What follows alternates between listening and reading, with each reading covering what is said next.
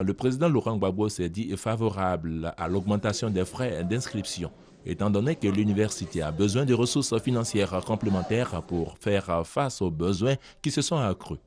Pour entrer ici, vous payez 7 000 francs. Le tarif que moi j'ai payé, en 65 pour entrer à l'université, j'ai payé 7 000 francs déjà.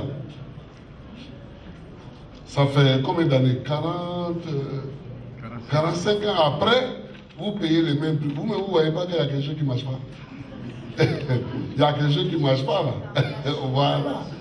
Or, des bacheliers, quand ils veulent rentrer dans les écoles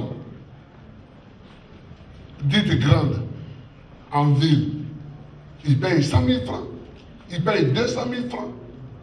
Et leurs parents, qui sont pourtant pauvres comme les nôtres, n'hésitent pas à payer 200 000, 300 000 pour que leurs enfants rentrent dans des écoles où l'enseignement est moins propre qu'ici. Vous avez les enseignants qui sont la crème dans toute l'Afrique, vraiment donnons-leur un peu de moyens pour vous donner le savoir. C'est dur, mais ça, on peut se débrouiller. On peut discuter avec les Rakenko, avec les généraux pour dire, bon, les enfants, ils n'auront pas 50 000 francs sur place, donc on peut faire un peu. Ça, c'est une discussion administrative et technique. Il est possible de sortir du chômage massif. Parce qu'il y a 4 millions de jeunes qui auraient dû avoir un travail et qui n'en ont pas. Et c'est vraiment la détresse.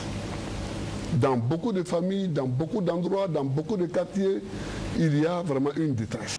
Je voudrais savoir, Monsieur le Président, vous êtes revenu, bonne arrivée à vous, on attendait votre retour. Maintenant, je voudrais savoir, pourquoi nous, la jeunesse ivoirienne, devons-nous avoir confiance en votre leadership au détriment des leaders des autres partis politiques? Mais elle n'est pas obligée. Je veux dire que elle n'est pas...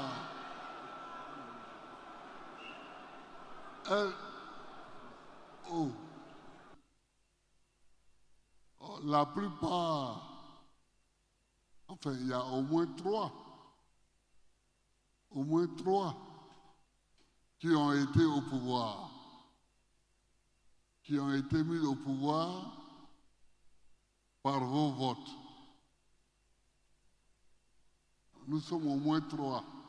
Et vous avez vu comment chacun agit. Vous avez vu ce que chacun a fait. Par rapport à ça, vous choisissez. Et vous êtes libre.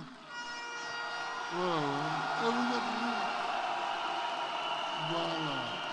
Il y a 4 millions de jeunes qui auraient dû avoir un travail et qui n'en ont pas. Et c'est vraiment la détresse. Dans beaucoup de familles, dans beaucoup d'endroits, dans beaucoup de quartiers, il y a vraiment une détresse.